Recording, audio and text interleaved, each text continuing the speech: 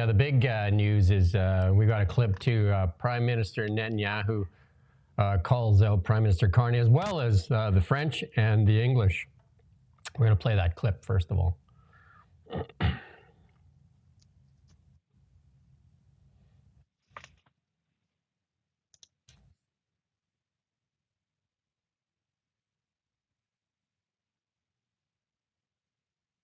I don't have any audio.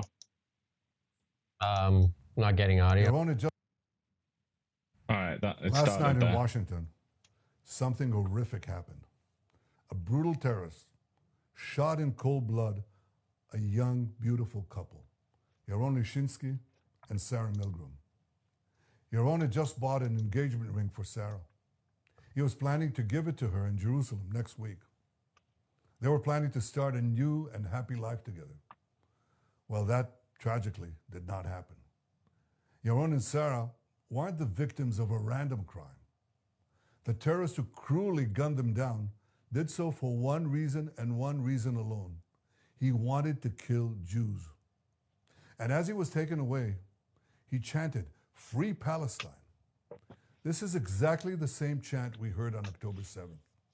On that day, thousands of terrorists stormed into Israel from Gaza.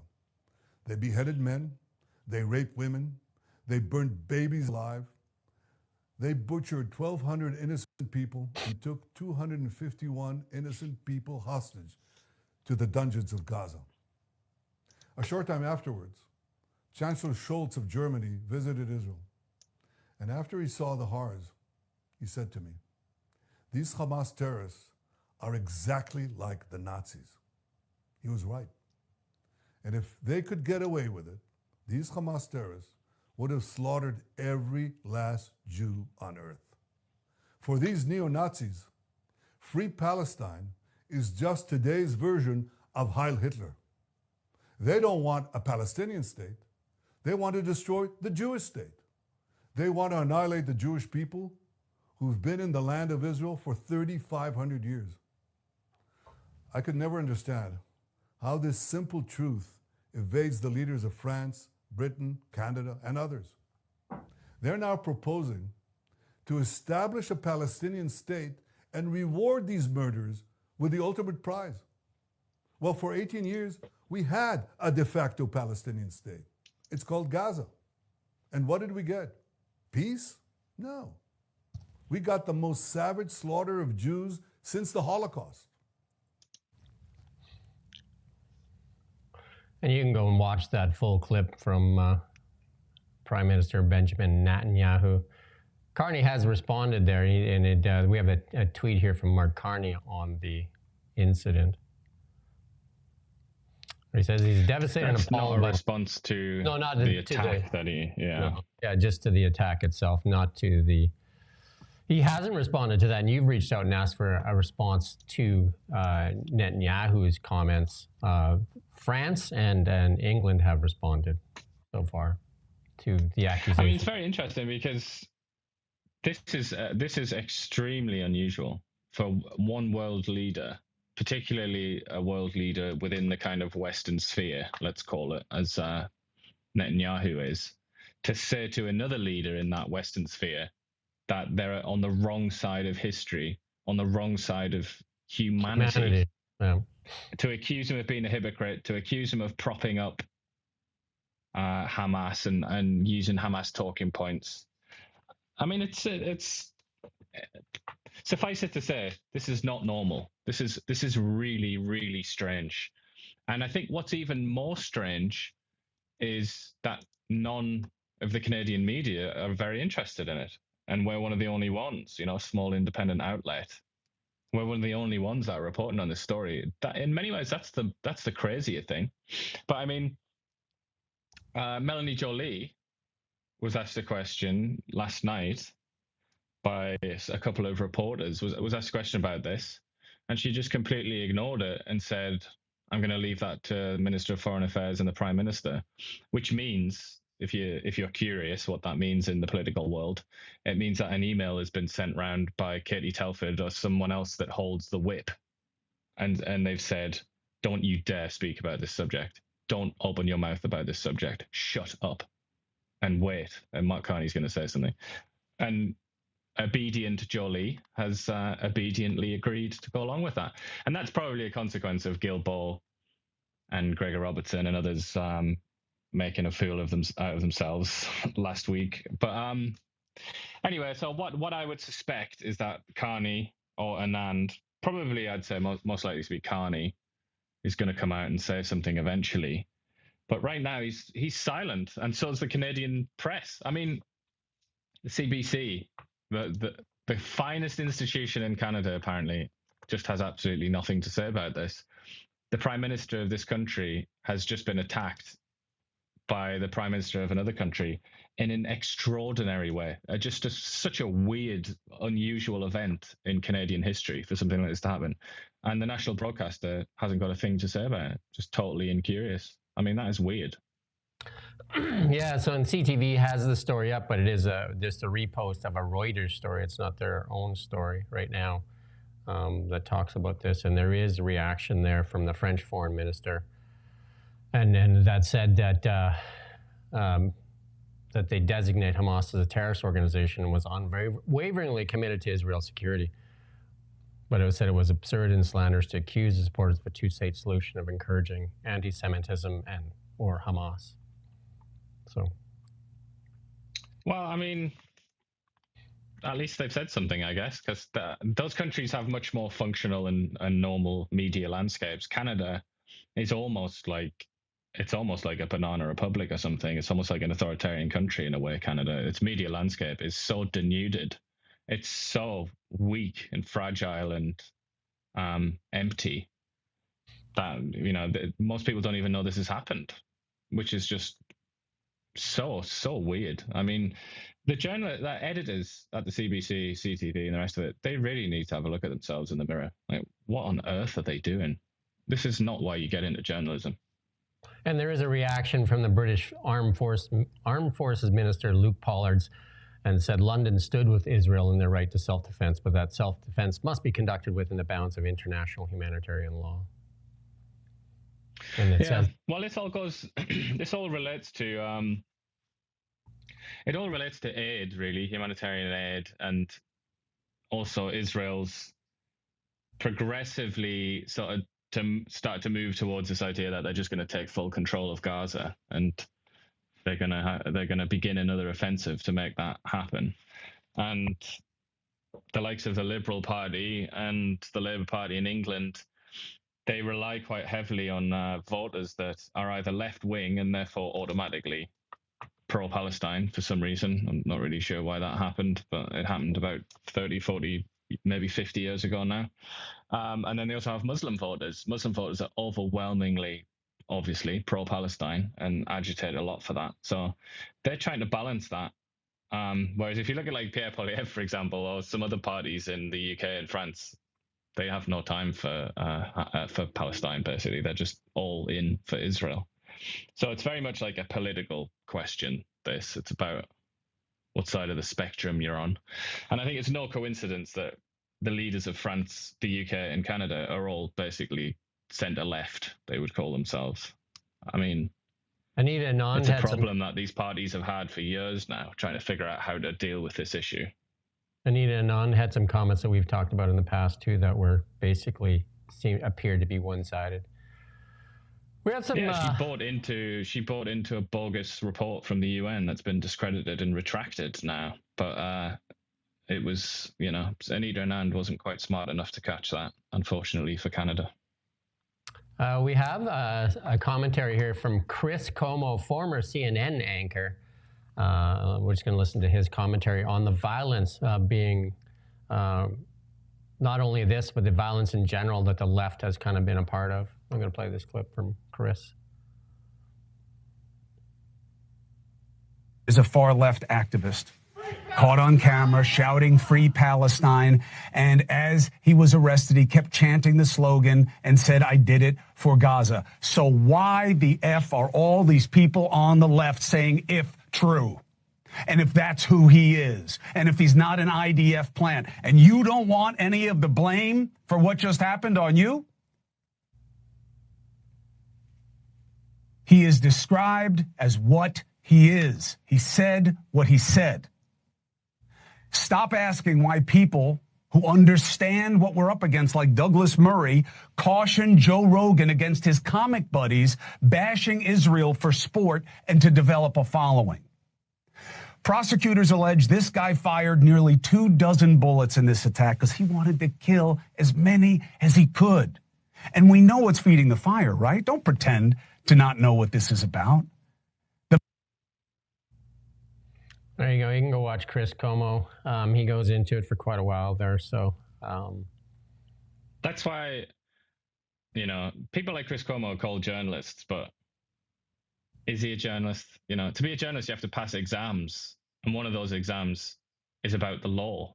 It's about our legal system, the centerpiece of which is innocent until proven guilty. But Como obviously is just like, this guy here, as he shot him, he murdered. It's just, I know he's just like, I guess he's too big and important to obey the most basic rules of journalism. But that's the reason that people haven't said it was this guy, because we believe in the presumption of innocence. It's the absolute cornerstone of Western civilization. It's quite important.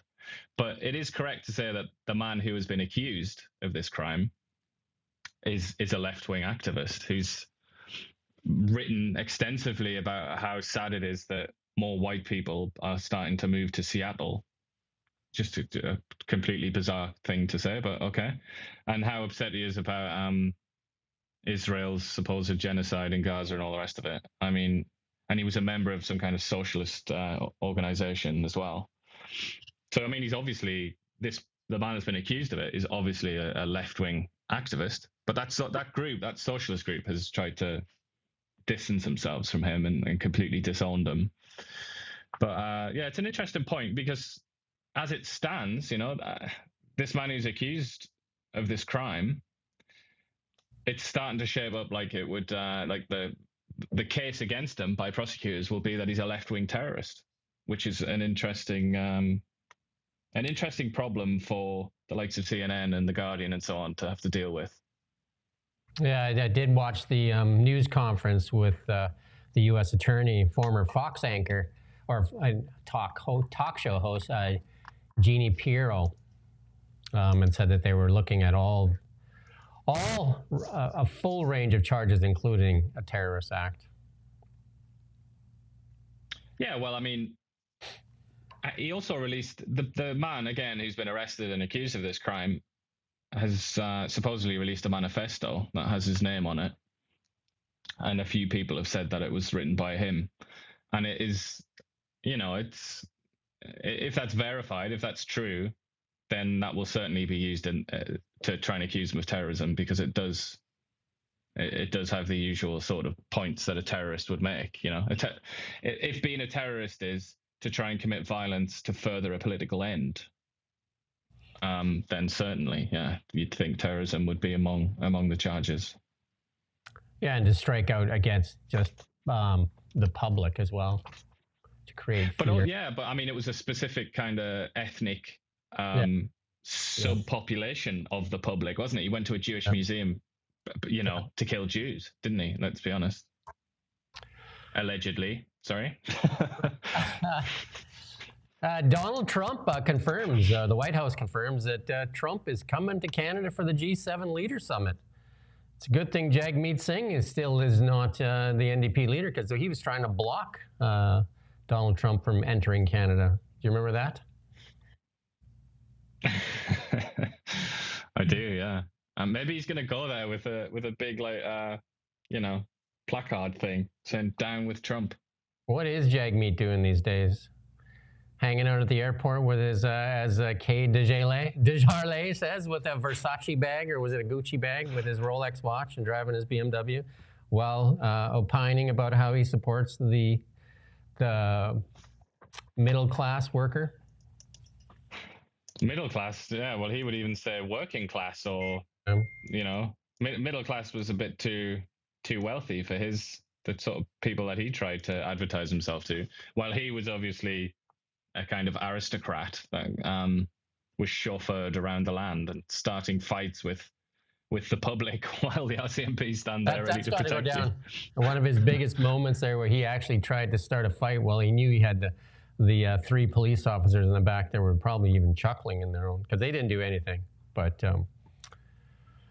there you go. Yeah. And then here's an opinion piece written by Laurie Goldstein that maybe is some hope for the candidate and the prime minister. It says he's a no-nonsense kind of a business guy, and he's not giving the same amount of, I guess, latitude that Trudeau did, where he actually demands punctuality and he makes decisions, and he doesn't leave stuff rot on his desk for weeks and months, and he doesn't wait for Katie Telford to tell him what to do. I certainly get that impression. I don't think that this is just wild speculation here. I mean, and I also just now, I listened to, and it's well worth it. If there are any sort of like news nerds out there who consume Canadian news all day long, I would advise you go and watch the new Minister of Energy.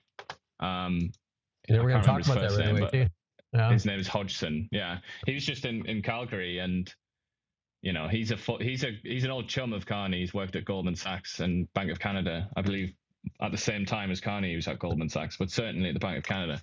And the way he was speaking, you know, it sounded like a Tory.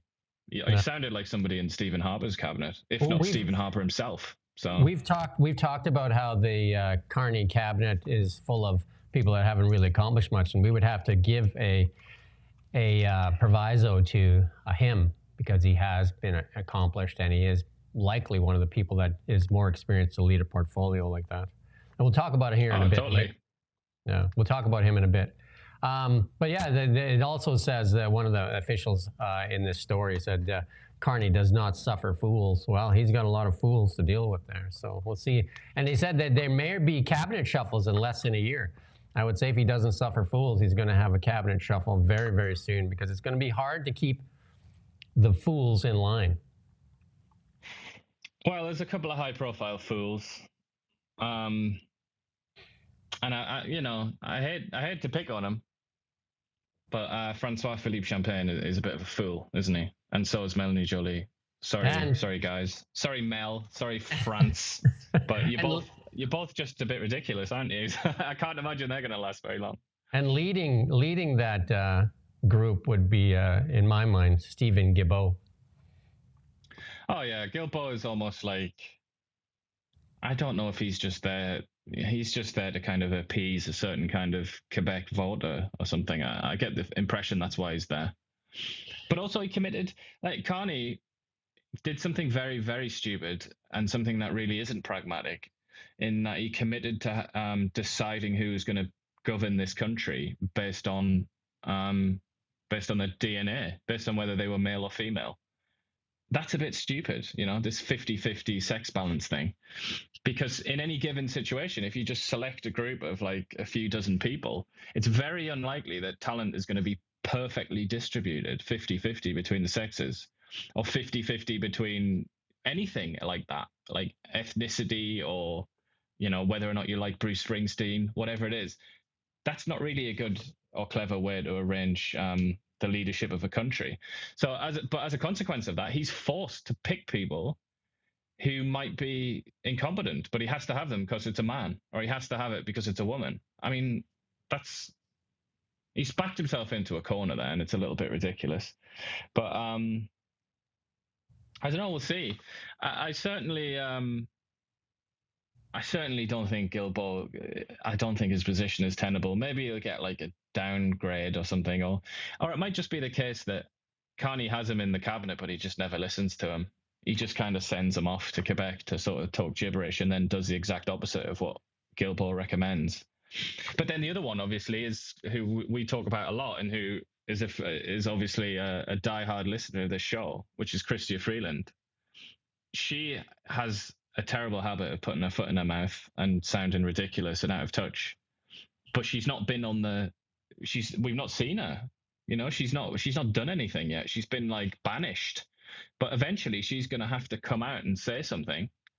And that might lead to a few thumbs down from the public, so she might also get sort of moved on. But obviously Carney really likes her, doesn't he? And he's good friends with her, so that'll be a tricky one.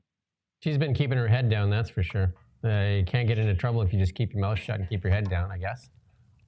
Totally, yeah. But like eventually, obviously, transport, they tried to talk it up, didn't they? Because she was obviously demoted. She had the second biggest job in government. You know, in many ways, she was almost like the actual prime minister under Justin Trudeau, while Trudeau went around hugging people and doing the sort of PR side of things. And she's been demoted now to transport. But a lot of people have been trying to say, no, look, that is actually a big job, everyone. It's okay. And that is right, isn't it? It is a big job. So as a consequence, she's going to have to say something at some point. So we will see her. And I'm sure there'll be a lot of nice gaffes. So we can ask that question then, whether or not she should hang around. So they had that Western Premier Summit, and Danielle Smith has put out a tweet there and saying, over the past 2 days in Yellowknife, she met with the premiers. And obviously what she wants is the interprovincial trade barriers gone. But more so than anything is that energy corridor and a pipeline. And that's going to be her push. And we talked about it yesterday. If you want to quell separatist movements, give Alberta its pipeline. And there were some good words, and we're going to talk about it later from the environment minister there. Or the energy minister. Oh, the energy minister, yeah. The environment minister seems to be quite unpopular in Alberta. It was strange, this conference of the Western premiers, because they were mostly all on the same page, except for David Eby. Yeah. And it was a bit painful because he was sat next to Danielle Smith in the little press conference at the end. And he came out and he was like saying, he basically said in politician speak, he said, like, why should we build more pipelines when the Trans Mountain expansion isn't even at maximum capacity yet? So, like, a Gilboa line, vintage Gilboa. And, Danielle Smith was sat there and she was not best pleased. And nor was Scott Moore, really. He was kind of saying similar sort of things. But it's just, yeah, I mean, David Eby has obviously set himself up to be an obstacle there, or at least to sound like he's an obstacle. But what he basically said was, if the federal government builds another pipeline, then all right. But he's basically just surrendering that. He's just saying it's going to have to be the federal government. Like we're not gonna participate. So he's going to try and kind of like wash his hands of it. But he's reliant. It's terrible for British Columbia. Actually, in fact, it's terrible for Canada because he's reliant on a fringe pressure group masquerading as a political party called the BC Green Party. He's reliant on them to save his skin in tight votes and has done a deal with them. So, they're obviously gonna despise anything to do with natural resources or just anything to do with concrete building things. They're not gonna like that, are they? So Eby's in this like fragile position. And therefore, so is Canada, because, Eby is theoretically in charge of our access to the Pacific Ocean. Crazy old country we live in. I think he also gets a little bit of leeway there with the three defected Conservative Party ones that likely don't want to see an election right away. That is true, but in their own self-interest, one might surmise or argue. But I don't know, they're obviously unpredictable people, aren't they? That trio, because they left a party and now they're doing unpredictable things. So one of the unpredictable things they might do is vote down the government in a confidence vote. It might happen. Yep. So Eby anyway isn't going to be. He's not going to be feeling strong, is he? And on numerous occasions now, he's said, we might lose this confidence vote, in which case we're going back for another election. Like, he's said it. He's aware of it. He knows how vulnerable he is. So more than half of Canadians now in a poll said they understand why Alberta wants to separate. I mean, you'd have to be kind of like brain dead not to understand it, for sure, after Alberta's been treated like, we talk about it all the time, treated like the ugly stepsister. While it Cinderella, it does all the work and brings home the bacon for Canada. Yeah, and then David Eby, the Premier of British Columbia, who's one of the sort of blockers, one of the groups in Canada that kind of thwarts Alberta. He has the gall to then say that Western Canada is the engine of the Canadian economy, as if it's got anything to do with British Columbia. So I don't know. I mean, I think that might also explain why Alberta is so unhappy, that even their economic contribution, their credibility there is being stolen by one of the blockers. Bizarre.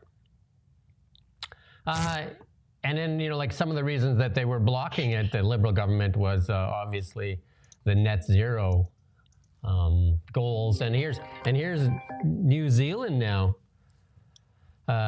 abandoning net zero.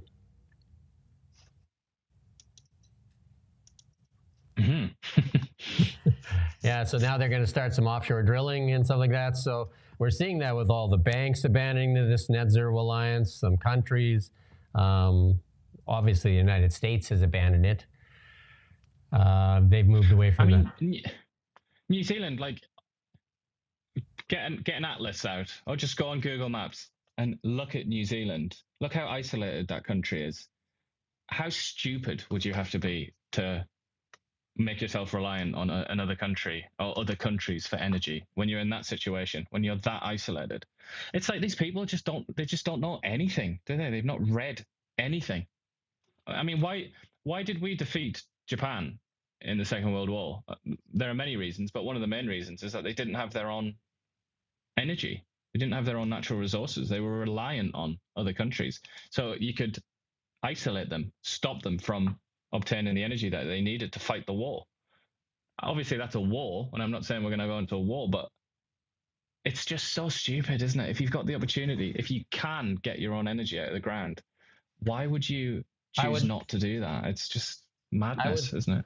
I would say there's not a war coming, but there is an AI revolution coming that eats energy. We're going to talk about it a little bit later. And it's all about energy. Like, the future is all about energy. It's absolutely all about energy. And we'll talk, like I said, we're going to come back to that, though. There's some experts that say that Ottawa has to allow the home prices to fall to make housing more affordable. Obviously, Canadians will not like that, especially the homeowners right now, because most Canadian wealth is tied up in their real estate. And most Canadians own homes rather than rent, which is something that's a sort of fact that's often obscured in the discourse about housing. But that's what, there's a professor in here. I think he's a professor or associate professor or something like that, an academic in this article that says it absolutely must happen. House prices must come down if there's any intention whatsoever of allowing the next generation or next generations to have their own houses. Like, it must occur. But the problem is that a government can't explicitly attempt to do that. So they can't say, we're going to bring house prices down, we're going to do this, like, because then the homeowners would revolt. But it's a lot of people then, they in that situation, in this discourse, a lot of people then say, oh, those selfish boomers, like those selfish people that have a home. But it's not really that simple, is it? Because, as you said, it's more than just a home. It's basically the only asset that most people have. It's everything for them. It's like a pension. It's a savings account. It's everything. It's their stock, Because in the U.S., a lot of people's wealth is tied up in stocks and stuff like that. In Canada, it's mostly in their real estate. And right now, people that have bought homes in the last 5 years, most of them are underwater. So that means they owe more money than they could sell that home for. That's the dangerous part of this whole thing. That's the dangerous part. And if house prices go down more, that would mean tons and tons of foreclosures. Because at some point, you're not going to want to pay a mortgage on $1 million home that's worth $500,000. Like, your best bet is to walk away. Yeah. And a lot of people also leverage, don't they, their equity to do things like start a business or whatever, or whatever it may be. Like, there are pretty sound economic arguments against bringing house prices down. But that in itself, if you don't do anything, that's also tragic, because then there's no way for younger people to get homes. And I do understand what the housing minister, Gregor Robertson, was kind of trying to say, he just didn't say it very well, is that we kind of need to find a balance where, like, house prices kind of like stabilize at a certain rate, and then we bring up supply so that, as like, we won't see an inflationary increase in housing prices, but we'll see more stability where the housing supply can catch up to the demand. I mean, that is realistically, it's basically supply and demand economics, right? We obviously have a shortage of homes, and we need to, because we're even not building enough homes. Like, those numbers aren't that high.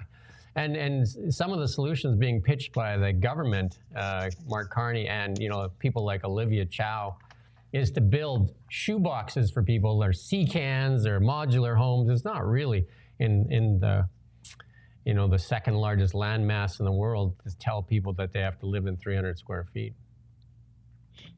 Yeah, I mean, that's especially a country like Canada, which is very reliant on immigration, because for decades now, the federal government and the provincial governments have been completely uninterested in the fact that Canadians have stopped having children, and that the population is incapable of replacing itself. So, which is an economic catastrophe by itself. But because of that, Canada relies on immigration to keep its economy functioning. I mean, beyond economy, to keep the whole society functioning. But immigrants don't come to Canada to live in a box, do they? They come to Canada because it's supposed to be a country where you can have a bigger house and nicer, nicer stuff, basically. You could That's stay in why England people if you come to wanted Canada. that, right? You could stay in the UK if you wanted that. Absolutely, or wherever else. Well, India would be the number one nowadays. India is obviously grown at a massive clip.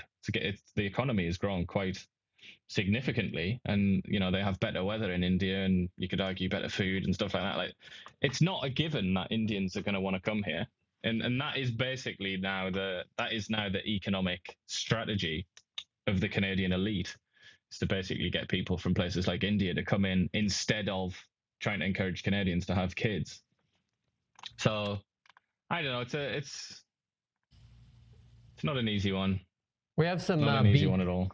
We have some BC and actually no, not yet. But sex offender Randall Hopley rearrested in BC on the same day he was freed from prison. John Rustad putting out lots of tweets on this as well. So Vancouver police rearrested the high-risk sex offender Randall Hopley on the same day that he was released from prison.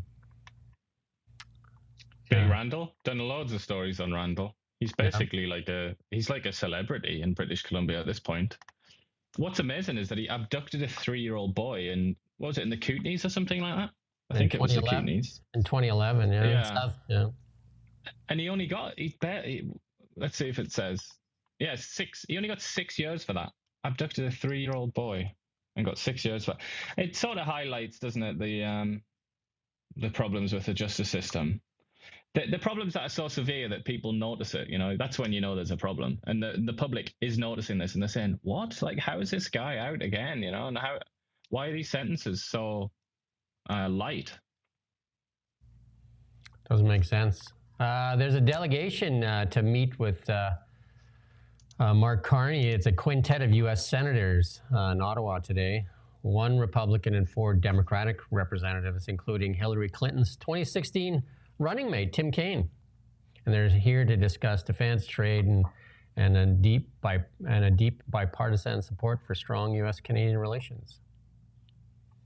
Tim Kaine makes the other Tim look rather bad, doesn't he? Even though Tim Kaine in that election just did nothing really. I don't know if you can remember that, 2016. He was barely visible. It was all about Hillary. Yeah, I don't even remember his name.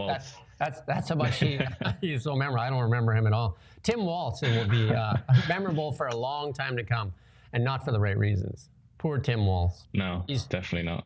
He just doesn't know when to take his foot out of his mouth. But yeah, these senators anyway, I think they're from the Foreign Relations Committee or something like that in the Senate. These committees are quite powerful in the American political system. So it is, it is quite consequential potentially. But one of the statements that they released before arriving is they're saying that they want to continue to strengthen the U.S.-Canada relationship and all this sort of stuff. And it's just like, I mean, I don't know. I don't want to get into it too much, but how on earth do you repair that from the U.S. side?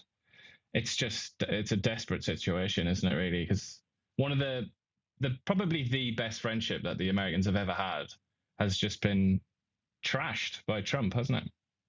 Yeah. Tory MP submits a petition to end the temporary foreign worker program. And that even Justin Trudeau said that was a point that he made as well. So there you go. And he said it is a large contributor to unsustainable levels of immigration, suppresses wages across Canada. It never ceases to amaze me that Trudeau is the one that... It took Justin Trudeau to say that. That sort of tells you something about political discourse in Canada.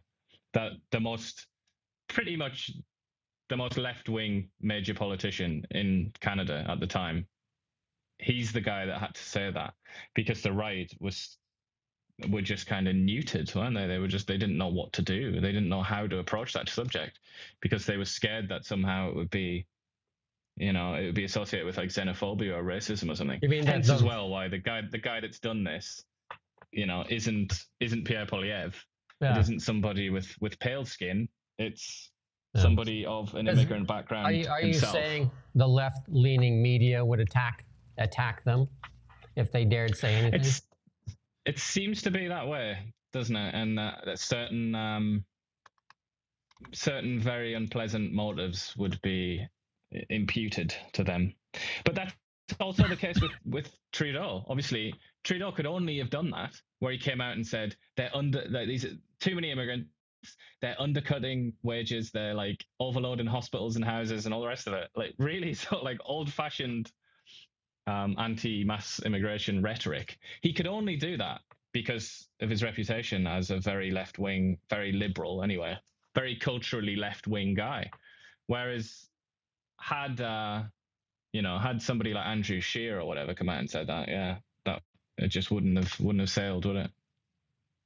No, absolutely. But also with Trudeau, he could almost say anything. Like it was hard to understand what he said most of the time. No, I mean he could say anything and he could get away with anything. Like for example, the fact that he couldn't even remember how many times he dressed up as an Indian person or an Arab and put blackface on and a turban and all the rest of it. Couldn't even remember, and still remained the Prime Minister when that was revealed. He remained the Prime Minister for another 6 years after that? It's 2019, wasn't it, when that was revealed? That nobody else could have done that. Nobody else that I can imagine could have done that. Again, in Canada, the national media is definitely. If there was a Fox News in Canada, they would be a lot tougher. They're like a right-leaning media, national media. When our national media is typically left, CBC and CTV. Yeah. Absolutely.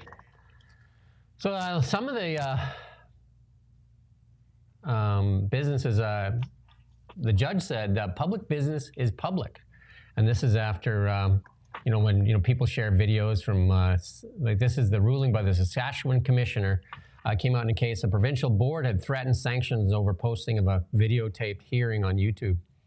And the commissioner said the right of access is unqualified. The head of the institution does not have the right to place restrictions on how an applicant uses or discloses the released records. There you go. The censorship of the internet. See, isn't it? The censorship of the internet. It seems odd that even boards would want to kind of censor what people can put up. Obviously, they didn't like what was being put out there. They didn't like what they were saying in public, to the public, to be shared with the public. I mean, it's crazy, isn't it? Look, the board initially refused, instead suggesting that citizens apply for a transcript. Yeah. Just so that it can be fiddled with, a cynic might suggest. You know what I mean? It's like the public is not entitled to public information. And that's, there's a real problem with that.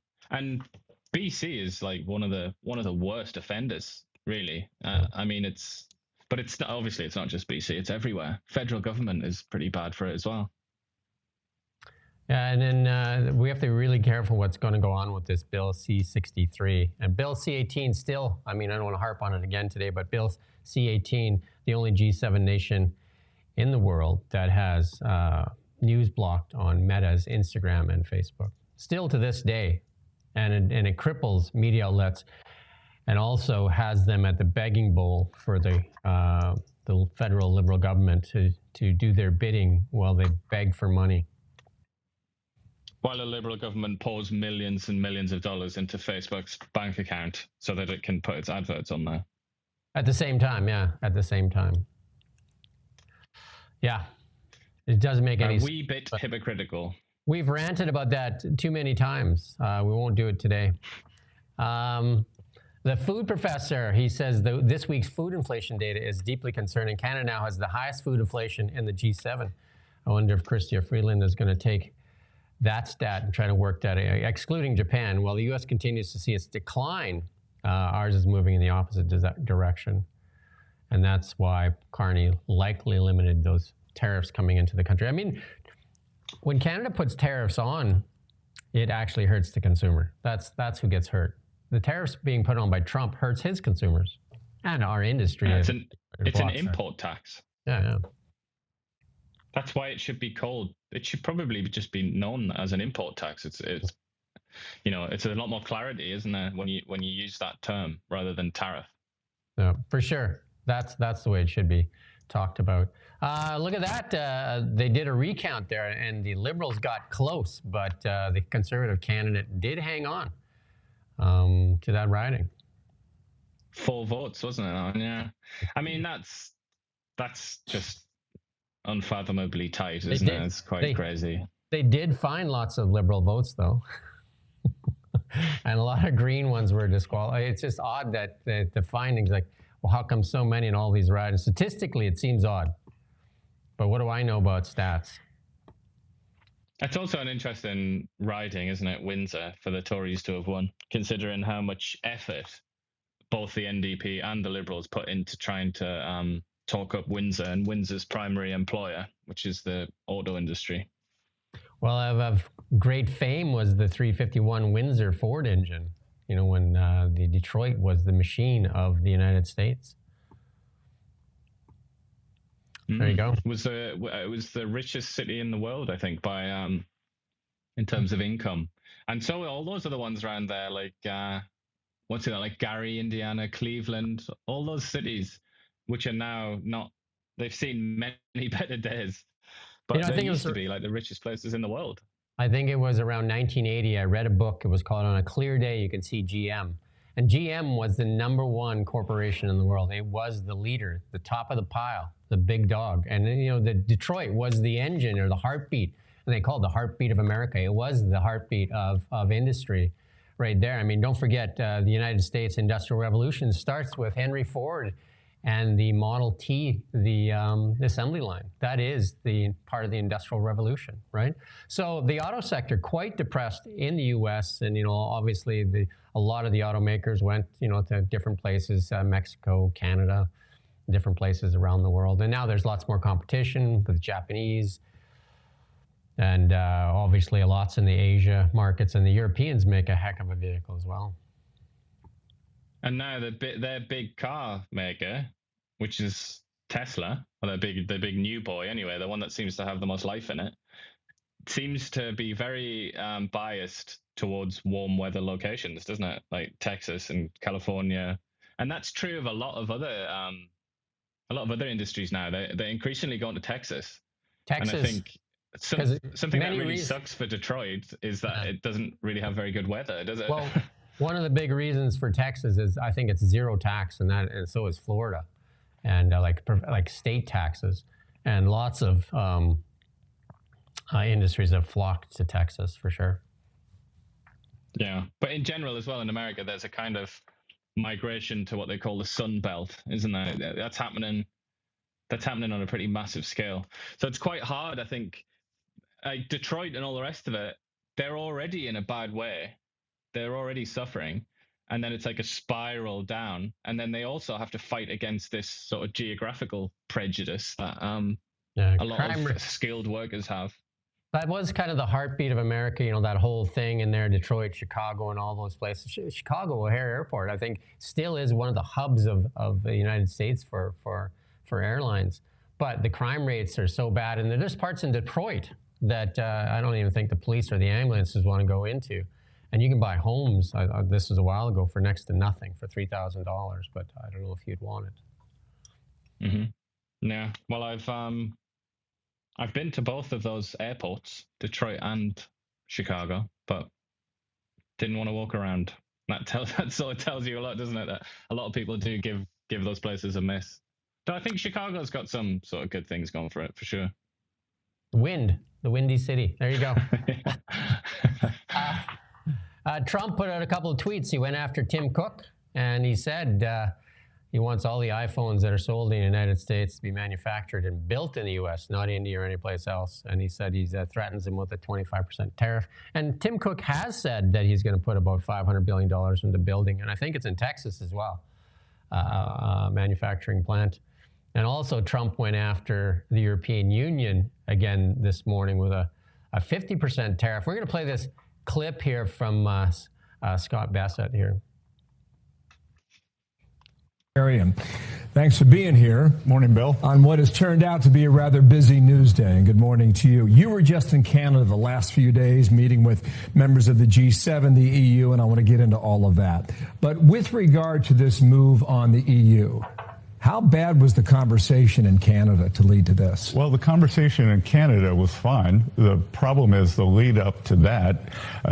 The 90-day pause on the April 2nd tariffs was based on countries or trade blocs coming to us and negotiating in good faith. And I believe the president believes that the EU proposals have not been of the same quality that we've seen from our other important trading partners.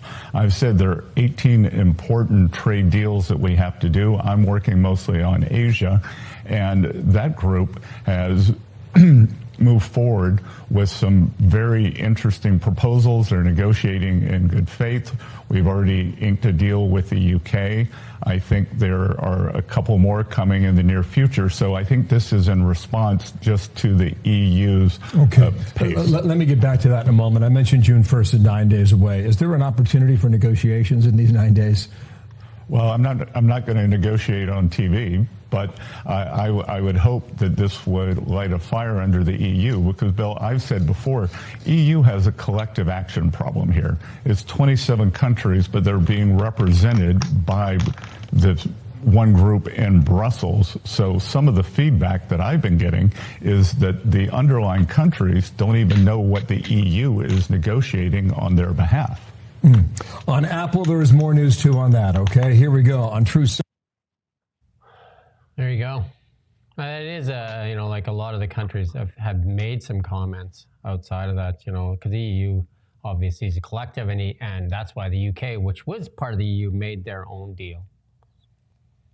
It's also one of the reasons that the British people voted to leave the European Union, because every single time an event like this occurred, it'd be the same old characters would meet up in Brussels and the same old cliques, usually a sort of Franco-German stitch-up, and the British were left there, not very happy about it. You can liken it to even the provinces here in Canada where, like if you're one of the favored one in this group, of this clique, you're obviously getting the better or the more powerful ones, France and stuff like that. Whereas, like Alberta gets the bad end of the stick. Italy may get the bad end of the stick, and Poland and such like that. So when you're part of this, there is, just like everything, it's a double-edged sword. You get strength from bargaining together, but you also get a lot of weakness and favoritism, I'm sure, that shows up for certain nations and not others.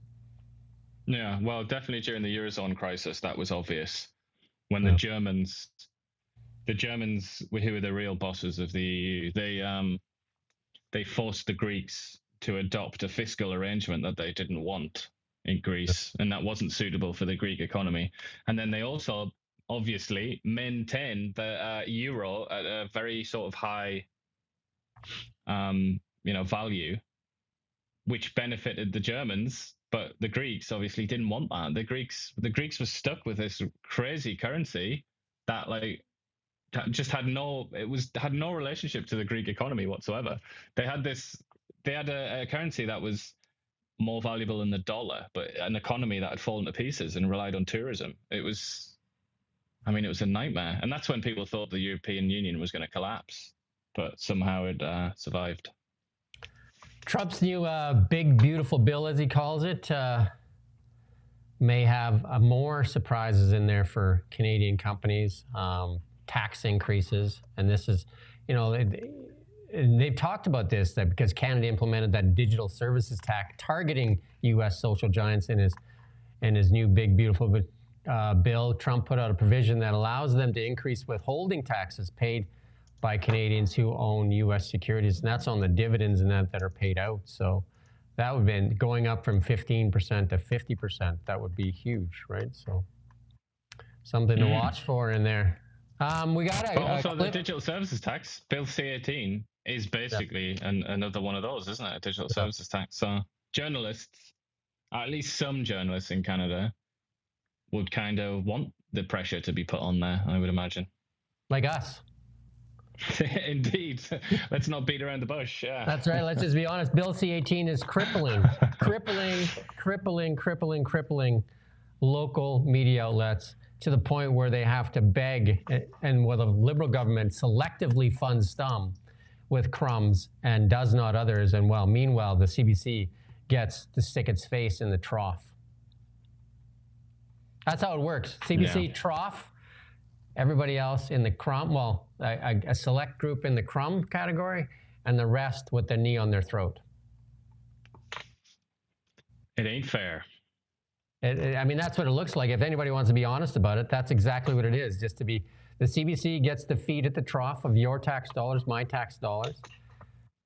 And they gave themselves a raise as soon as Carney won. They got a big jump in their budget. And what did the first thing they did? The executives gave themselves a raise. Not for the reporters, but for themselves. So they stuck their face in the trough and started gobbling.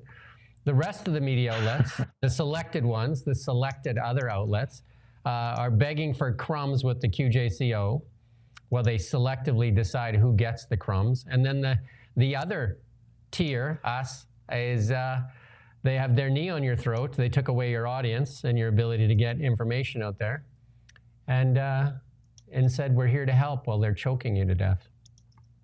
And while they have access to that resource that we're forbidden to have access to. Yeah, and then, they basically, again, fund the competition.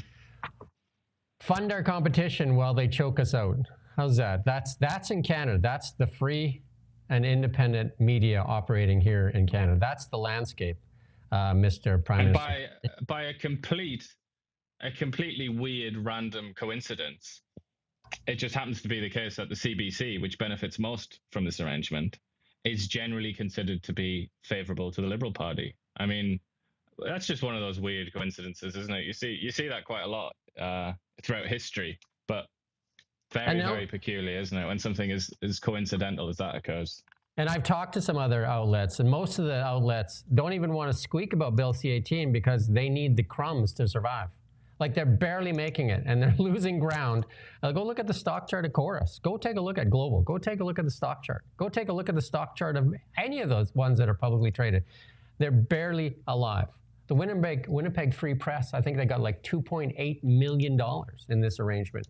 Who do you think? They were actually doing, we did the story, they were actually doing like articles at that time that actually had looked very similar to Mark Carney's campaign ads. Imagine that. But it also puts them in a position, even if they're not political, it puts them in this terrible, awkward position where they're going to want the Liberals to win that election that we just had, because that means that their reporters' salaries are going to be subsidized to the tune of 35% or whatever per reporter. Like, obviously, you're going to want that party to win, aren't you? Even if you're not a Liberal, you're going to want that to happen. So that is such a horrible position to put journalists in and editors in. Yeah. Well, the CBC gets better than that, though, because the executives right away, I mean, they're the first ones at the dinner table, right? They're first ones at the dinner table, and they slopped most of the money into their own bowls. Yeah, they get 100% subsidy, don't they? Not just 35%. Yeah, and they slopped when they got that. They said that Canadians didn't really like all that, and Catherine Tate didn't like that, having to answer to why she took a bonus while she laid off a whole bunch of staff just before Christmas. Decided that bonuses are a bad idea, so they just added to the salaries because they said they were underpaid. Well, people like Catherine Tate, they're such high flyers. They're such high ability people that obviously they just look at that as ridiculous, don't they? It's like, you obviously have to pay me huge amounts of money. So how Look about how this? good CBC is. Look how good a job I'm doing. and how's this for Ludicrous. So CBC is supposedly a Canadian institution. That's how they campaigned on it in the election, and how they saved the CBC because it's a Canadian institution. But there was no Canadian worthy enough to run it, so they had to go to the U.S. to get Catherine Tate. Yeah, and she occasionally came to Canada as well, didn't she? Which was a great privilege that we all benefit ludicrous? from. You're saying you have this Canadian institution, we need Canadian content with Canadian culture, and you actually hired an American to run it. Oh, was she actually American, or she lived in America? I can't remember. I think she might have been Canadian, but I might have got that wrong. I'm pretty sure she's an American, but I don't know. She definitely had roots to the United States. You can ask your friend while I'm doing this next lead.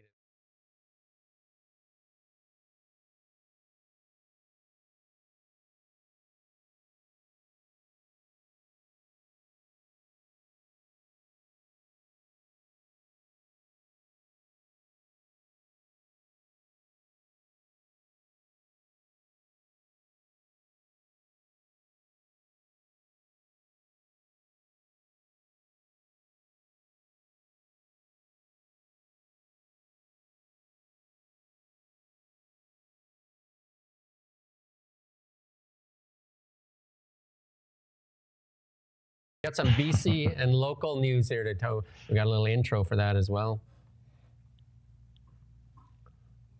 No intro. Look at that. BC First Nations fears protests and conflict over fast-track legislation. So there's a warning shot over the bow for David Eby. Yeah, I mean, this is the way this is framed gave me quite an enjoyable chuckle. The idea that the First Nations they fear this might happen. Like, they're really scared. It's like, guys, we're worried. That's not the right verb. The right verb is BC First Nations threaten protests, isn't it? Basically, that's what they're saying. They're saying, don't push your luck, or we'll go back to that nightmare of 5 or 6 years ago when the railway was blocked, and many other nightmares, like at that LNG facility in, I can't remember where it was now, Terrace or something, wasn't it? But like, that's what it is. It's a threat, isn't it? It's saying, fix this or there'll be trouble. And then, to be fair, I'm going to go back. Catherine Tate is a Canadian, but she lived in the United States and got all of her kind of like experience working for a New York-based media company. That's where I got that. So there you go. I got a degree as well from an American university, Boston University. Right. Well, there you go. American ties. Well, many years in America, yeah, it's kind of like, but we've already seen, haven't we, with Mike Myers, that doesn't matter. You can choose America, or Neil Young as well. In the case of Neil Young, you can choose the United States, live there for like 60 years or whatever it is, in the case of Neil Young. But you can still say you're Canadian. You can still wade in and say, tell Canadians how to vote and stuff like that. This ostrich farm getting lots and lots of attention. We've been sent so many articles on it and so many pleas for help. The RCMP now monitoring the BC ostrich farm to ensure there's no criminal behavior. This is where there's an order there to cull these birds, right? And there's a bunch of protesters gathering to oppose that cull. And it's about a flock of 400 of these large birds. Obviously, these protesters have never had an ostrich burger, have they? I remember when I was working as a young accountant, when I first got out of school, I was working in a CA firm, and people were just getting into this in Canada. And it was up to, like, I remember, like, because a lot of the doctors had excess money when a lot of our practice was doctors and that. And they would invest in ostrich eggs, $50,000 for an egg that you didn't even know was going to hatch or not, right? Wow. And they were billed out to be building all this stuff with ostrich leather. There's so many business cases of why this investment in ostriches was a big deal. But yeah, they were selling eggs at that time for $50,000. You make a heck of an omelet out of one of those too. I've seen a video of that being done.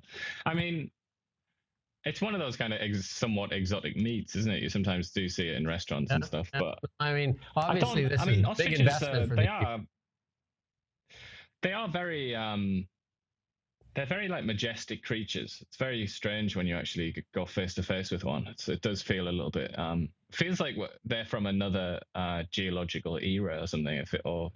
Feels like they're from the Cretaceous period or something like that. But they're a massively elegant bird for sure. I mean, they are, and obviously these people are trying to save these birds, and there's a lot of people out there trying to save them, and they've actually stirred up quite a few people to kind of hang on to these birds instead of them getting culled. Culled is a nice word that means destroyed or killed, I guess. I feel like destroyed is a euphemism as well, where they say the dog was destroyed. Like, you mean given an injection of poison or something like that so that it died. Killed is the word, isn't it?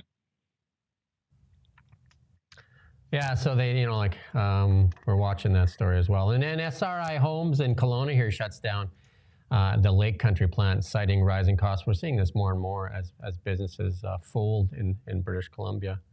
It says it's going to permanently close the modular home manufacturing facility in Lake Country, citing unsustainable market condition and rising operating costs. They should have stuck around for Mark Carney's $25 billion slush fund that's going to get created. I shouldn't say slush fund that is going to be created for modular home builders.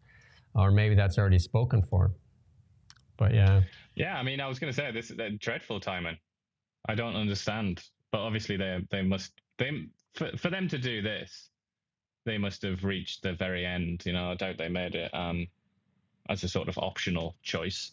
But it is ironic you mentioned that 25 billion. It's actually 35 billion, isn't it? I think this one's 25, one's 10. 25 billion for the modular home builders, and another 10 billion for the low income homes, which is likely modular homes as well. Yeah. But it's interesting you mentioned that, because I was just praising Tim Hodgson, the new energy minister, I don't know. I mean, I was referring to him as sounding like a very pragmatic kind of guy, like a business guy. One of the things that he said in Calgary was the government is really bad at allocating capital. The best people that can possibly allocate capital are in this room, he said, speaking to all the business people in Calgary. It's a bit funny, isn't it, that his government is doling out this $35 billion. I mean, that's one of the biggest allocations of capital by a government in recent history, isn't it? Yeah, it's and Brookfield happens to be one of the largest modular home builders. That they purchased that just recently as well. Imagine that. Lucky, I guess. Good timing. Lucky. Another one of those coincidences, isn't it? Just lucky. Trump signed a thing with the. Well, look at the markets first, though. The markets just basically, again, they're just kind of like chopping around here. Nothing.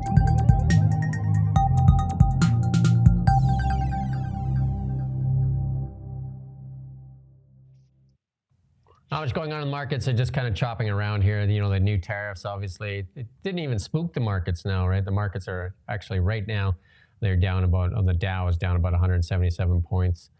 And the NASDAQ, which is almost like the more important one to watch, because most of the companies of any significance these days are on the NASDAQ instead of the Dow. Like all the big tech companies are on the NASDAQ, not the Dow Jones. The Dow Jones used to be the industrial average, which is kind of like the manufacturing kind of thing. And, industry and that, whereas the NASDAQ is where all the big tech companies live. It's Ford versus Google, isn't it, really? But there you go. You're talking about energy as Canada's superpower, and that's Tim Hodgson saying that. And Ottawa is committed to building infrastructure to get its energy products to market. And obviously, he was speaking in Calgary there. And he said it gives us the opportunity to build the strongest economy in the G7. One of the things he did say, to achieve that, Canada needs to build the necessary infrastructure, but also invest in carbon capture, methane reduction, and other technologies to ensure Canadian oil and gas is being produced responsibly. So, obviously, I think, Carney talked about it prior to his run and prior to, or in his run as PM, about carbon credits. That uranium one is going to come in a bit here, but you can go back to the other one. But anyway, and he says, Hodgson also said they require to finish that Pathways project, which is the carbon capture storage network in Alberta. There you go. I mean, It was kind of one of those. He was like self-aware while he was doing it, but it was clearly it was a charm offensive. That he's been told to go there and to make Albertans swoon and Saskatchewans, Wow. to make them just to give them something to be happy about. And he even like referenced that. He was like, I came my first trip, and he was saying it was to Regina, I think, and it was like, that's not a coincidence or something, or that's not by accident. Like, it was all about trying to kind of suck up to the prairies, basically, and to the oil and gas industry. If you are the energy minister, you better go where the energy is being produced. Yeah, but I mean, from this particular government, or from this party, this political party, let's say, it was a new tone to adopt. It was something new to hear, because it was, I believe it was Wilkinson, wasn't it, before, who didn't. He was never that enthusiastic about energy. But I don't know. He said a lot of things, but he did also talk about electricity. East-west electricity lines. He worked for a hydro company in Ontario called Hydro One. He was in charge of it, actually. So he obviously knows his way around a grid. And he was talking a lot about that, and that makes sense. I think that's quite wise. But he was also talking about how, what we talked about yesterday, how Canadian energy can displace dirty energy around the world and bring down emissions, and how important it is to do that. And he also talked about a time in 1973, which I must admit I'm ignorant of, when the Americans commandeered or bought some oil that was going to go to Eastern Canada. They just took it off. It was during the oil embargo, during that oil crisis. They just took it off Canada, and Canada was just kind of left there like, the sad clown. And he was saying, I never want that to happen again. I want Canada to be completely energy self-sufficient and safe. And obviously that's not the case now. Even though Canada produces more oil than it consumes, that oil is produced in Alberta by and large, and can't be transported to the east without going through the US first. And they buy it from the Middle East, right? Yeah, exactly. They buy it from anywhere they can get it. They're very promiscuous about it in Quebec, aren't they? While finding the energy to condemn Alberta for some reason. Well, I mean, if you want to do some carbon capture, you just buy a tree and put it in your backyard, and then send the federal government a bill for carbon capture. Or you could just breathe. You could just breathe into a bottle, maybe, and then put the lid on. That's carbon capture, isn't it? Plastic is actually carbon capture, because oil and gas is used to make the plastic. Then it's captured in the plastic. So there you go. Yeah, Danielle Smith was trying to, in vain, trying to discuss that about bitumen. She was trying to talk about that kind of thing at that Western conference, but I don't know. I don't know if Phoebe was listening. It's kind of odd. You weren't even allowed to say these things just a while ago with the Trudeau Liberals, that you were a climate denier. If you even talked about selling LNG to other places that would actually reduce carbon emissions in the world, right? Like, that was just nonsense, according to Guilbeault. So there you go. Bank of Canada could cut about 3 times this year too. That's something. There's quite a few people out there saying that the Bank of Canada is obviously going to cut here in the June one. Obviously, I shouldn't say obviously, but it's highly probable that they cut here in June. And depending on what happens with all these tariffs and stuff like that, although it seems to have really calmed right down for Canada right now. Well, I mean, we're in a position where we have pretty high unemployment, a stagnating economy that needs life breathed into it, pretty low inflation, relatively speaking, and also lots of debt. So you think in those circumstances, get the rates cut, wouldn't you? You'd think it was just like a foregone conclusion. I don't think they have a choice. But I don't think they have a choice. Yeah, and I forgot to mention, as far as energy goes, there's a lot of hot air in Ontario that could be maybe utilized, and that would be for me like Doug Ford. Especially around here where I am. In Ottawa, I think it's the epicenter of like helium or something. We should capture that. Yeah, Trump also signing an order there this morning on nuclear energy, and nuclear stocks definitely shot up this morning, even on the Canadian indexes. Denison Mines, we can put up that thing there. Denison Mines, which is one of the exploration type. Well, I mean, it's got some resources there, but it's not in production. I think part of theirs is in production. And Cameco, both of those stocks up dramatically this morning. I'm just trying to find it here. Denison right now is up 11%.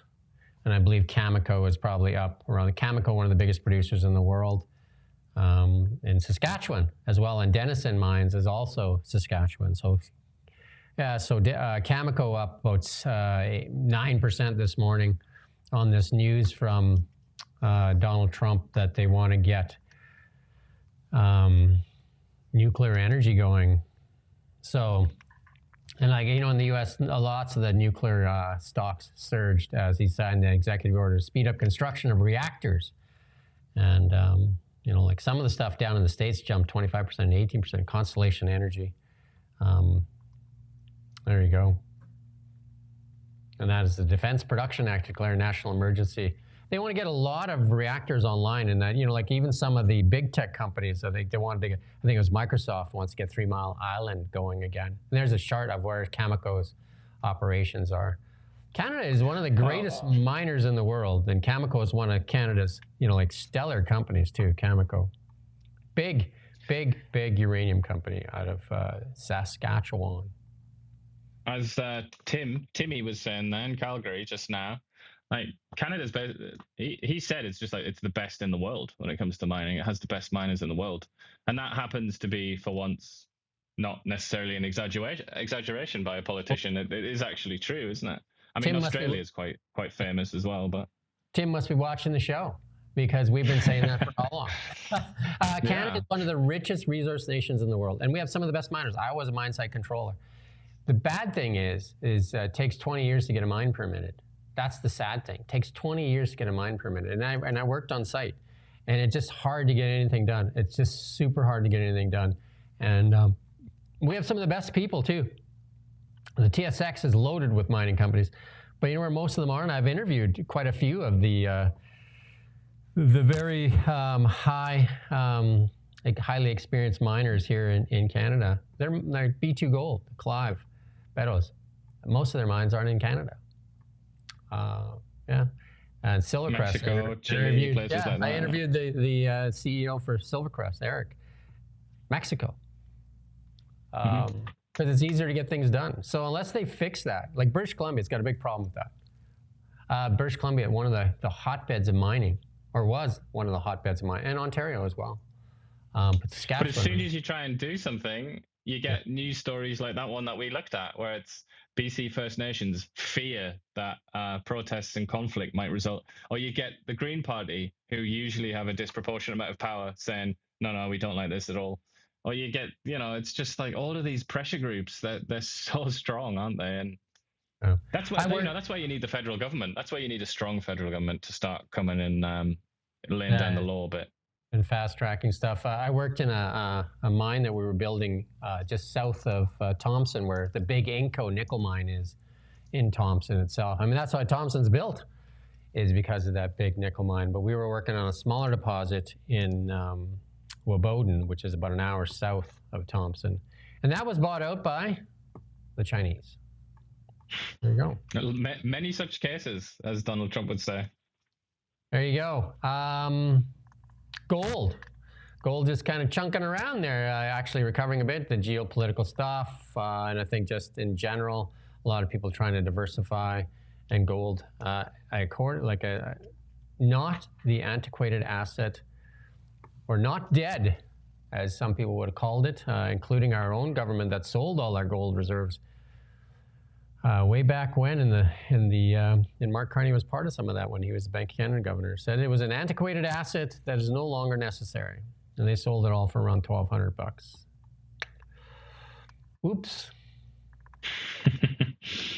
Everyone makes mistakes, I guess. He did say that, didn't he? It's like, I've made a lot of mistakes and I'll make a lot more, or something along those lines. It's like, all right, well, at least you admit it. Bitcoin broke a record, and now it's kind of backed off a bit. Like I said, that's the fight, right? That line, the new high is the fight. And it's broke out, did that new high, and then was about $111,000 or something like that, almost $112,000. And now it's backed off a bit, and now trading around 109. It's the close on the Friday and stuff has a big. Well, this doesn't really actually close, so. Bitcoin is one of the few assets that trades 24/7, $365. Hey? Yeah, Imagine and that it's stuff. very popular with all kinds of people, isn't it? Including assassins and all kinds of naughty people. To be fair, that's what it used to be. But now a lot of the big investment firms in the United States, including there's ETFs on the exchanges in the United States for Bitcoin. A lot of people now, even the billionaires, are allocating a percentage of their assets towards the Bitcoin. And the Trump. Didn't Trump say he's going to have a cryptocurrency strategic reserve or something? Yeah, he talked about putting it as part of the national or their national reserves. So very favorable climate in the United States. Obviously, that's what you can see. If you can go back, look at that chart, and you go back, it's almost like halfway down the chart now. You can look at November, and you can see the jump, like you're right about there. That is the election. Not much word from the Carney liberals on Bitcoin. I mean, I know Justin Trudeau mocked Bitcoin a lot when Pierre Poilievre came out. Pierre Poilievre very silent on the Bitcoin, although in his disclosure, Pierre Poilievre is an owner of Bitcoin. I think he had about $10,000 worth of this stuff. So he did put his money where his mouth is. He did buy some Bitcoin. So he's got like 1/11th of a Bitcoin. Well, I don't know when he bought it. So if he bought it when it was 50, yeah, true. It's probably a bit more than that. Yeah. It's likely double, because when he was talking about it, don't forget Justin Trudeau made fun of him because he bought it. I think it was when he started talking, it was in the 70s, and it fell all the way into the 50s, right? And that was like if you go back in time, that was a huge opportunity, right? Yeah, definitely. Canadian dollar. Again, looking for direction. Again, U.S. dollar weakness actually holding up the Canadian dollar right now. So I'm surprised. I mean, I don't know if it's. Yeah, I mean, it does seem to be going up a little bit just today. And I wonder if that's in reaction to Hodgson, because that was. I mean, if you're a currency trader and you specialize in the loonie, that's going to get you excited, isn't it? It's a resource currency for sure. And a favorable environment for resources would move that dollar higher. And that was very strongly implied by Hodgson there. So it's not rocket science. It's absolutely not rocket science. You want to stop the separatist talk in Alberta? Give them a pipeline. You want to increase the value of the US dollar or the Canadian dollar? Be pro-resources. You want to help Canadians become more prosperous? Be pro-resource. Again, not rocket science, but apparently for the Trudeau Liberals, it was very much rocket science. Well, they had, in their mind, they had a bigger fish to fry. They prioritized the concern about climate change over every other concern, including, trying to get rid of poverty in Canada, trying to diminish poverty in Canada. Will they be the last one standing? I think now we're getting to a point where we realize that maybe that shouldn't be the order of priorities. Will Canada be the last one standing in this climate change thing? Now, New Zealand calling it a day. Obviously, America, the big player. The biggest economies right now, Canada. Canada. The United States, China, India. They're just going full steam. Yeah. Well, the biggest one that I think of is Germany. They're all in. They're all in on net zero. And then the Brits, the British Labour Party. But they're very, very unpopular in Britain, the Labour Party. So I don't think they're going to be around very long. And when they're kicked out, I would say net zero will be history. So then that'll be Britain gone. So then it'll just be Canada and Germany, I guess. Yeah. Let's move on to our technology, transportation, kind of like that AI thing.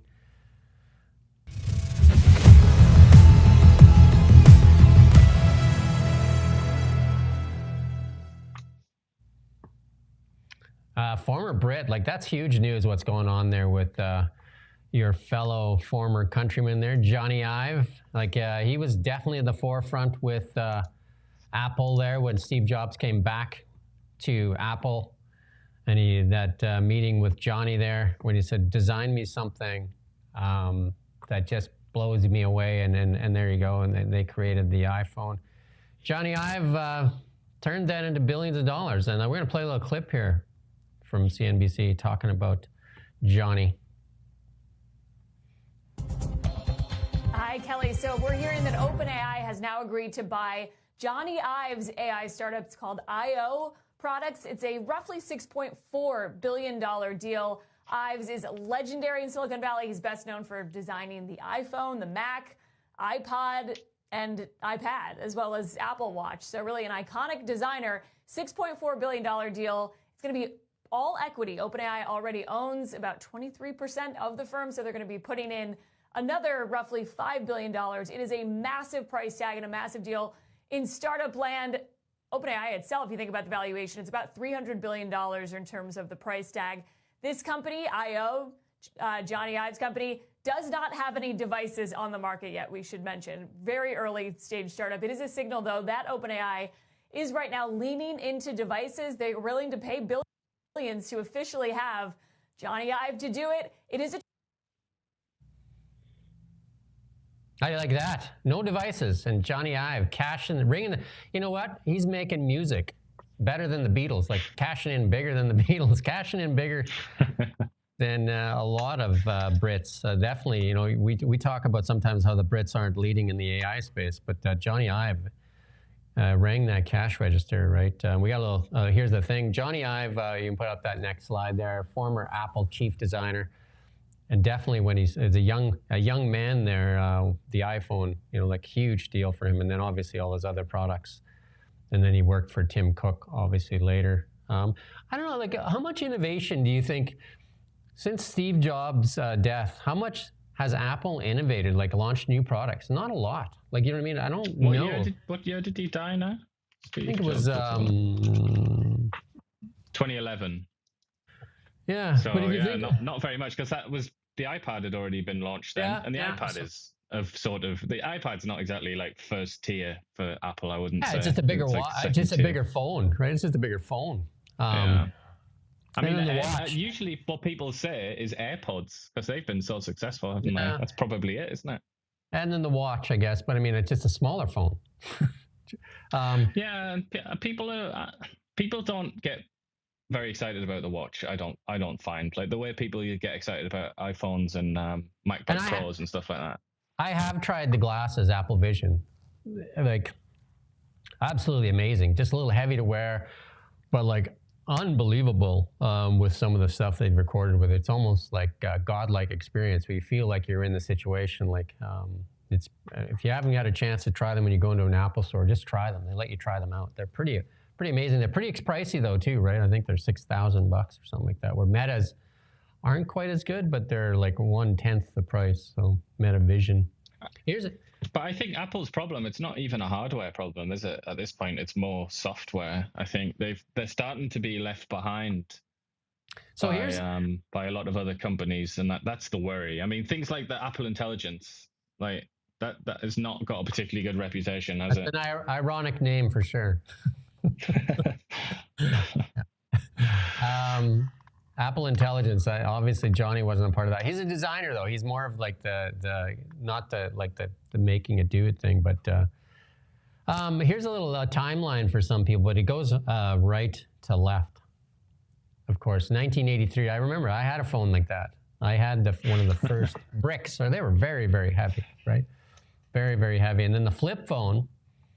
And my daughter says, like, she says now, and if you jump ahead to 2007, you'll see the iPhone there, but then you see the progression of the phone. And it's quite quick. The timeline gets condensed as it moves forward. And my daughter says, as she drives a Tesla, she said, basically, she understands now that everybody else is driving a flip phone, and she's driving an iPhone. That's the difference. So. I remember when I first got my hands on an iPhone, and it felt so, like, counterintuitive because there were no buttons. It was so hard to like get used to that at first, but so I was at the mine site at the time, and I bought one of the first iPhones in Canada. And I went to the mine site, and I had my BlackBerry. Everybody at the site had 8380 BlackBerries to communicate with each other with the QWERTY keyboard. And I showed off the iPhone to people there, and they're just like, "That's stupid! Like, where's the keyboard? Like, how are you supposed to do that? It's just ridiculous." I said, "It has the internet." And there's like, wow, the BlackBerry has the internet. And it did, like, it was ridiculous. Like, the internet on it was like It was as silly as it could get, and the screen was this. But I'm just like, you should try using it for a while, and then, you know what I mean. So I actually had both for a while because the MindSight phone was the BlackBerry, and my personal phone was the iPhone. And I think because it was 2 weeks in and 1 out for me, and I came back, and then somebody at that point, BlackBerry responded with the torch. I don't know if you remember the torch from BlackBerry. That was basically, they torched the company at that point. That was the end of BlackBerry, which was RIM. RIM was one of Canada's biggest darling stocks, right? I think it was well over $100. And they launched this thing called the Torch, which looked like, you're gonna love this, it looked like the iPhone. I don't know if anybody else remembers that's watching. Looked like the iPhone, but the screen, they called it interactive. When you pushed on the screen, it dented in, and they said it was an interactive screen. It felt broken to me when somebody showed it to me. Look at this. It's got an interactive screen. I'm just like, it feels broken, right? And then the biggest problem it had, when you put it to your ear, it actually went off. Get shut down. Oh, no. So that was the end of RIM. I think the stock went down to like $10, like quite quickly as the iPhone started to proliferate. And then I had lots of people calling me at the time, just like, look at the buy of RIM right now. It's so cheap. It's like, it used to be over $100, and now it's I think it was like $11, $12. And I said, well, if you think it's a bargain now, just wait a bit. It'll get cheaper yet. And it did not do well. I think it still trades though. They have a lot of patents and stuff like that. RIM. Yeah, well, it's like Nokia as well. That's still going, but they're not ahead in the phone world. It must be something else that they're doing. I have no idea. There you go. There's your history of the torch the world. But yeah, that changed the world. The iPhone changed the world. Absolutely, right? Google certainly changed the world of devices, didn't it? Knocked out so many big players. Well, including our industry, news. It changed news. Like that was the death blow for newspapers right there, because the newspaper was in your hand, right? Yeah. Music too, like so many different radio too. Ultimately, camera companies would suffer as well, wouldn't they? And all sorts of companies. Radio, television, everything is like on your screen. Like just watch people in an elevator, watch people everywhere. People walk into traffic with a stupid thing in their hand. So Google obviously stuck its face back into the AI world too. Google obviously deep pockets, like they ring that cash register. If you ran, you know how that debt clock runs, you can go to the website, you can see the debt clock run. It just kind of like keeps going. And Google, that's how their cash register goes. Google makes a ton of money. And I think it's one of the biggest, most trafficked website, I believe, is still YouTube. The YouTube. Yeah. You can learn anything on the YouTube. It's also a massive asset for them now that they're going big style into AI, because they can use YouTube to train.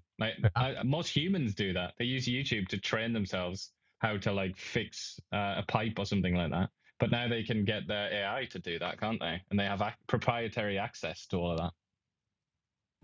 Yeah, and then Elon Musk, this is Sawyer Merritt. He follows Elon quite well.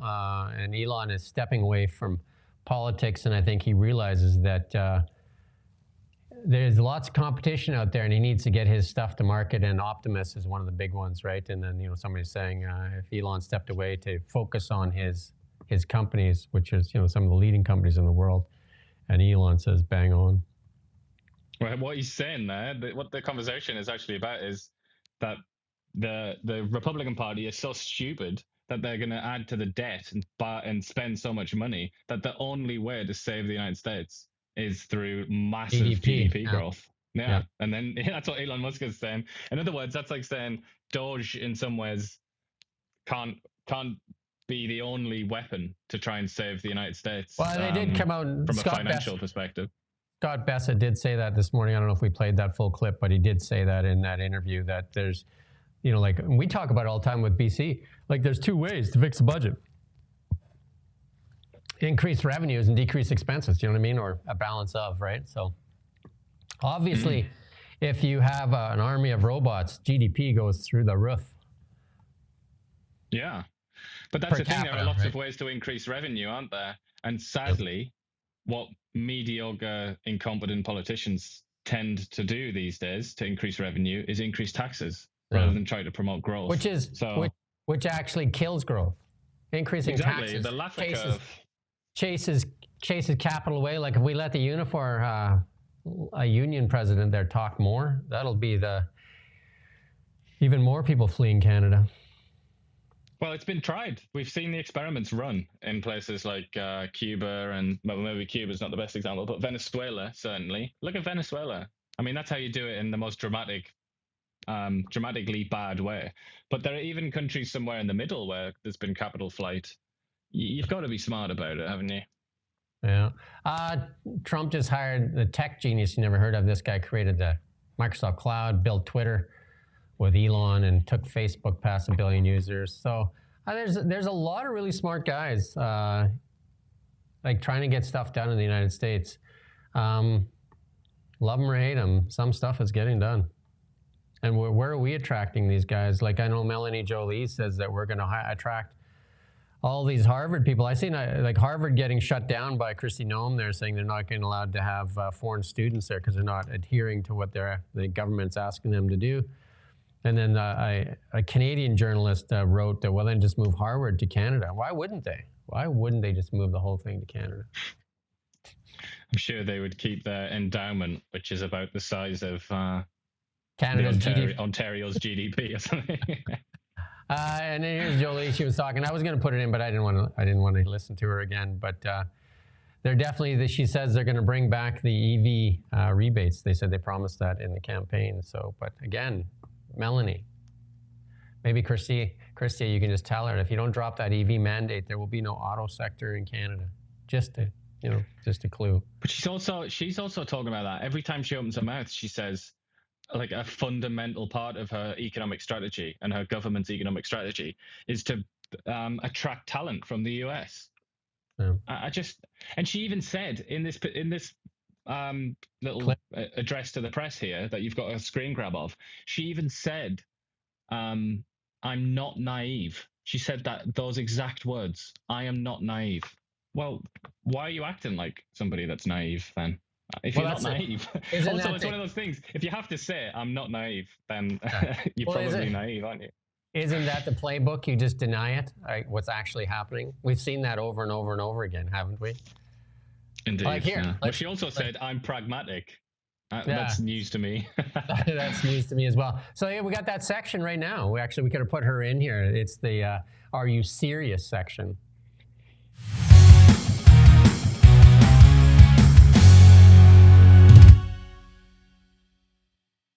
Into that with the carbon tax, didn't we? That the carbon tax did not affect inflation. Who said that? Who said it didn't? Bank of Canada, Stats Canada, Climate, the Canadian Climate Institute, Prosperity Institute, and literally hundreds of economists. Well, there was 200 of them that signed that letter. And Stephen Guilbeault, definitely, Justin Trudeau. And Justin Trudeau even said, even if you can't afford your rent or can't afford groceries, knowing that the climate is much more important than that. But they're not naive. No. So there you go. There's a good one. Whoops. Another whoops, eh? Whoopsie.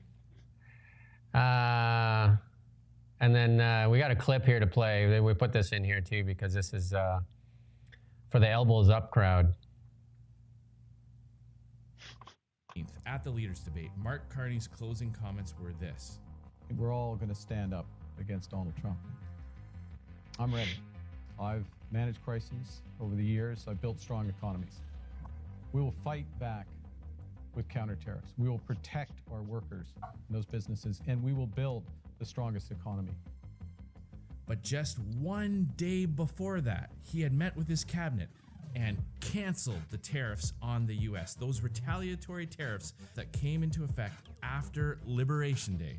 This is an internal document that was published in the Canadian Gazette on May 7th. It shows that Mark Carney and his cabinet met to cancel the retaliatory tariffs. Those elbows up tariffs on the U.S., all was a lie. He had the gall to look Canadians in the eye during the leaders' debate in an election and say something he knew was not true. We are facing the biggest crisis of our lifetimes. We're all going to stand up against Donald Trump. Whoopsie. Whoopsie indeed. Whoopsie. Another whoopsie. Maybe we should call this segment Whoopsie. I tell you what, another whoopsie there is that comment that he made, which I noticed at the time. I think we discussed it at the time, where he said, I've built successful economies. Central banks don't build economies. I mean, what a cheeky thing that is, like self-aggrandizing thing to say. Yeah. Whoopsie. This one here, if Ronald Reagan and Donald Trump there, I destroyed the Soviet Union. I'm sure everybody remembers Ronald Reagan saying, Gorbachev, tear down that wall. There you go. He did, yeah. Do you remember Mikhail Gorbachev? He had that... I think the planet Indeed. on his head there. Birthmark, yeah. There you go. I've been to the Berlin Wall. I'm sure you have too. I bought a piece of it actually. That's amazing. How much did that cost? They sell you a little piece of the concrete. I don't even know. And I can't remember. It's like, I was at Checkpoint Charlie there in West Berlin, and they sell it to you as a tourist. And yeah. I'm sure it's not just like old Fritz's garden wall that he's decided to dismantle. They're making it in the back with little bags or whatever. I don't know. They probably had enough of it left over and say, hey, you know what? That's entrepreneurship, right? And the joke, I was in Germany for a bit, and my friend was there, and he says, the joke was when they tore down the wall. This is a joke because we're in the joking section. And he said the joke was, if you're living in West Berlin, and you can't find your car, an East German stole it. Because when they tore down that wall, the West Germans were very wealthy, and the East Germans obviously not, right? So there was a bit of work that Germany had to do to kind of equalize that, and it was very painful for many of the West Germans. They didn't like it. They were sharing. They spent something like I think it's over $1 trillion. I can't remember what the sum is, but they really went at that in a typically sort of German way, like very obsessive and systematic. And they tried their hardest, but obviously it hasn't quite succeeded, and there's still a massive divide. And if you look at the last election, you look at the election map, the East is almost entirely AfD, Alternative for Deutschland, which is that party that's now being investigated by the federal government, and the federal government have said that they're like I can't remember what they said, like a terrorist organization or something, or a racist organization. That's an extremist organization. So obviously it didn't quite work out in the end. They didn't quite harmonize the two Germanys. I was in Finland as well, in Helsinki, which was ruled by the Russians. I can't get the number right, maybe like 100 years, I think the Russians ruled over Finland. And then when they left, they kept an island just off the coast of Finland. And I can't remember the year it was. Maybe it's 2010 or something like that. And Russia wanted to give that island back to the Finns, and they didn't want it. Because Finland has this thing where they have to equalize, just like East and West Germany, where they have to kind of give everybody the same standard of living. And it was very poor, the island. They didn't want to bring them up to a standard of living that was required by Finland. Yeah, there's a few examples of that. Like the Russians also, I believe, tried to get rid of Kaliningrad, which is that borders Poland and also Lithuania, I think. It's like this really strange, tiny little patch of land that's like inside of Europe, basically. They tried to get rid of that and didn't succeed. That's like it's an old remnant of Prussia, of the Prussian Empire, if you remember that from your history class. I don't.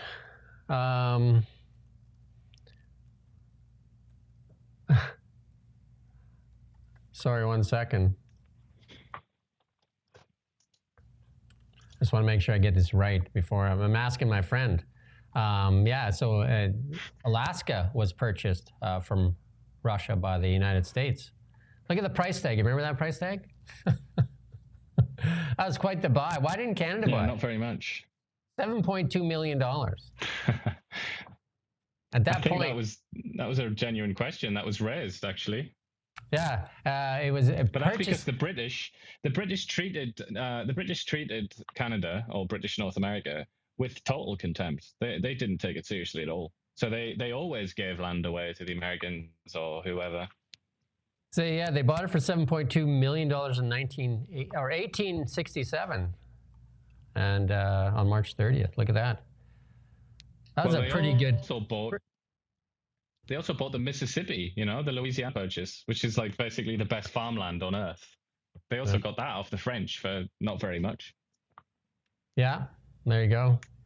And Alaska is very rich in resources. I think, the Trump administration just did that deal with the Japanese for some LNG, a deal that we said we didn't want to do because there's no future for LNG.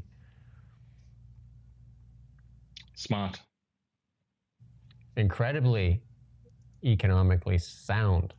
And we did that because in Kelowna here, we had that golf fight. Remember that we played that a while ago where those people golfing went at her pretty good? Well, it turns out golf is not the only contact sport or the sport that seems to be fairly tame. Pickleballers also want to mix it up. Here's this clip here from the internet on a couple of pickleballers getting at it. You can probably kill them all.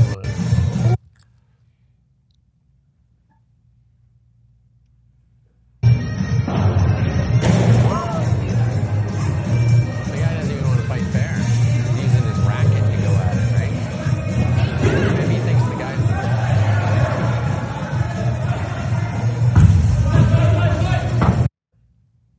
There you go. To be honest, that's what you get when you fall over because of your own punch. If you're gonna do that, you're gonna get smacked on the head, aren't you, with a racket? Ah, well, there you go. Like golf and pickleball, now contact sports, right? You think that, and the guy there doesn't even fight. He's using his pickleball racket as a weapon. I suppose you got to do something to have fun while you play those sports. Yeah, it's taken over for tennis for lots of people because I guess people don't like running around. I love tennis, but apparently I've never played pickleball. But apparently these people are people that love pickleball. It's. I would imagine. I haven't played it, so I can't say for sure. I imagine it's a slower, less demanding sport than tennis. Yeah, I would imagine. Yeah, I've never played pickleball either, but I would imagine that's right. There you go. And the Biden family, this is the one, we haven't done a Babylon Bee one for a bit, but the Biden family actually, with all this fallout from Jake Tapper's Original Sin book, are really worried they might be running out of time to exploit Joe Biden. Yeah. That's sad, eh? Well, I mean, it's funny and it's a joke, obviously, but I can't find it all that funny because the premise of that joke is that Biden is this innocent old man. But Biden, he's always been a bit of a sort of slippery figure throughout his entire career, ever since he became a senator when he was like 30 or something like that. He's always been a bit of a sort of cheeky, sort of slimy guy. So I reckon he's in on anything that's going on. He's been in on it. If you want to read some excerpts from the book, Megyn Kelly's got quite a few of them out there. I don't know if it's available online if anybody wants to buy it, but there's some pretty damning revelations in that book. Pretty bad. Wow, yeah. It just what we saw in front of our eyes, front of our nose was bad enough, really, wasn't it? That they propped him up like that. Again, if we think of it this way, if that book was written by Jesse Waters of Fox News, it would get nothing, no credibility whatsoever, would it? Peter Ducey, those kind of guys. It would just be an absolute, joke, and they would forget it, right? And they'd say that's just nonsense. But here it is, one of the prominent, I think the most prominent guy on CNN, Jake Tapper, who professes to be one of these, very virtuous guys. And Alex, I can't forget his name, from Axios, two guys that are, on the left side of it, write this book, and then it's very hard for them to defend against it. Although The View is definitely going up against it and saying that it's just, terrible lies. Who would have thought? They're usually the last bastion, aren't they, for anyone? And of course, Don Lemon there defending as well. Don Lemon, the most irrelevant guy on the planet, you know what I mean? He had his shot too. Elon Musk gave him a shot, and he just decided that he couldn't get past himself, and there you go. Yeah, decided to try and ambush Elon. Yeah, usually doesn't work out, right? Anyway, that's our show for the week. We hope you enjoyed it. We're at 104 minutes. That's pretty good, eh? Wow, it's Lots of good stuff like a in there, movie. Lots of good stuff in there, though. Uranium. Yeah. Uranium, and geraniums, right? It's hot. I've been a big uranium believer for a long time ago. Lost my shirt, basically, on the day Fukushima happened, though, because I was a big uranium bull.